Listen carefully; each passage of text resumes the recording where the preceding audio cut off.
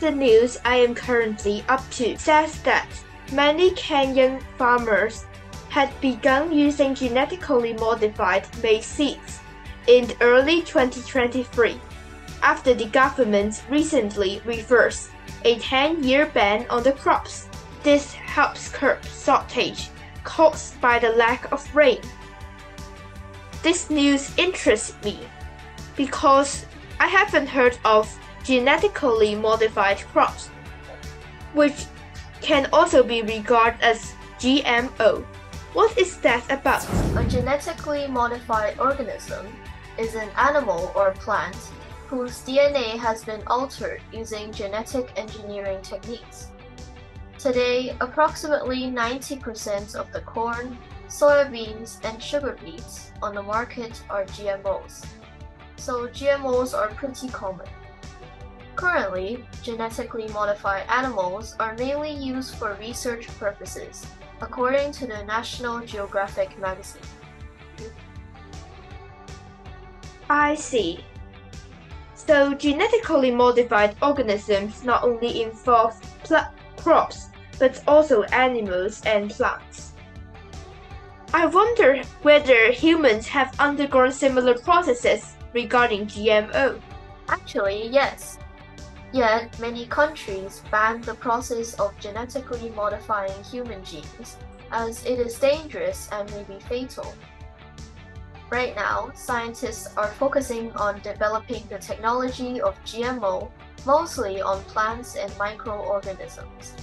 I wonder, why is there genetically modified organism? I guess like all kinds of inventions, it helps people in one way or another. But of course, all inventions have downsides. For example, nuclear energy is used in weapons and causes danger to all human beings. But most importantly, let us explore the history of GMO so we can better know why it exists. In early times, people used many different breeding methods, which allows organisms to have certain desired traits.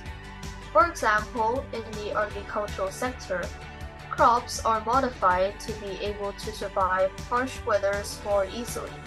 A common breeding method, known as selective breeding, is where scientists selectively choose different organism species or different breeds of the same organism with certain desirable traits to reproduce.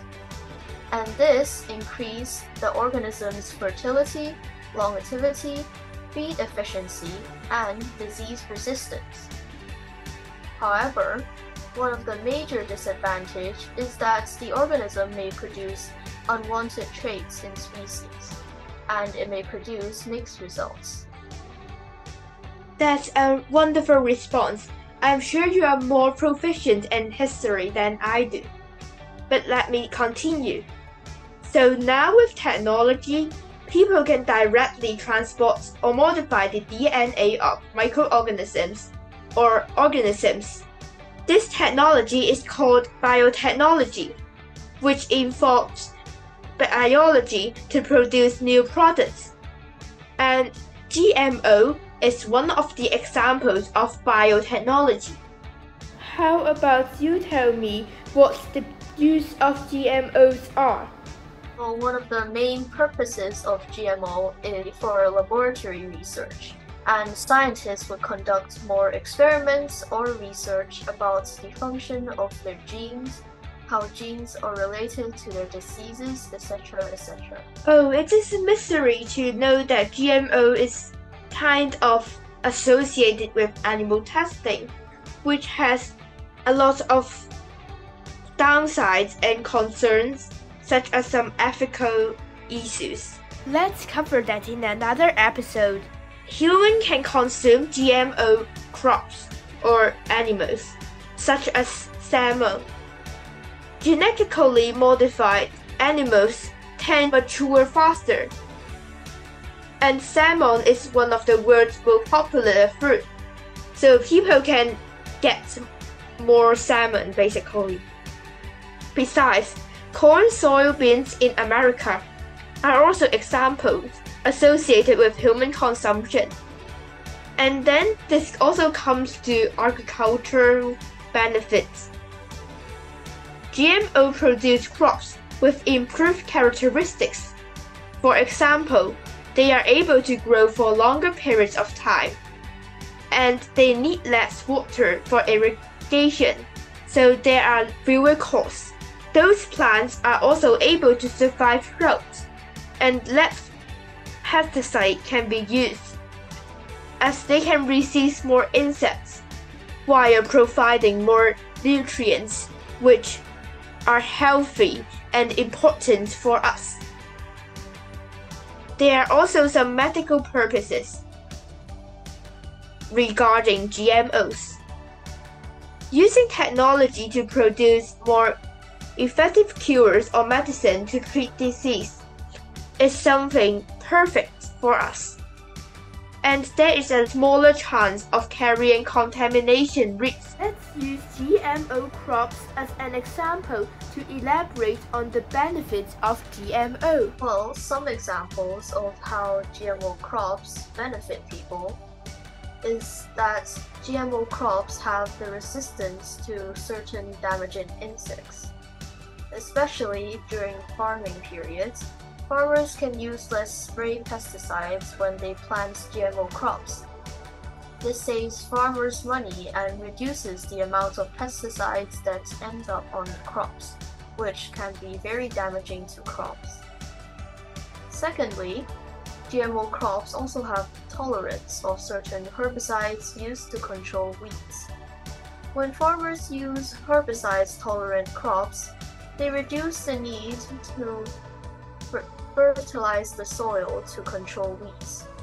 No-till planting helps to improve soil health, reduce soil erosion, lower fuel and labor use, and reduce the amount of carbon dioxide released into the environment. Finally, GMO crops have resistance to certain plant viruses. Growing virus-resistant crops helps farmers to produce a sustainable and safe food supply while increasing the stability of their livelihood. I have heard of golden rice, which is very popular in China. Taken from its name, golden rice has a significant impact to society. It ensures the population has a steady amount of food, or in other words, prevents food shortage. However, GMOs also bring many problems. In the news I was just reading, some farmers actually think that people are making what we eat worse than it is. This shows that the farmers are against GMO crops. But to state whether GMOs are good or bad, we have to consider the viewpoints from different stakeholders. Please stay tuned to understand the upsides and downsides of GMOs in the next episode. See you there, and remember, every coin has two sides. While GMO crops have advantages and disadvantages, you and me also have strengths and weaknesses.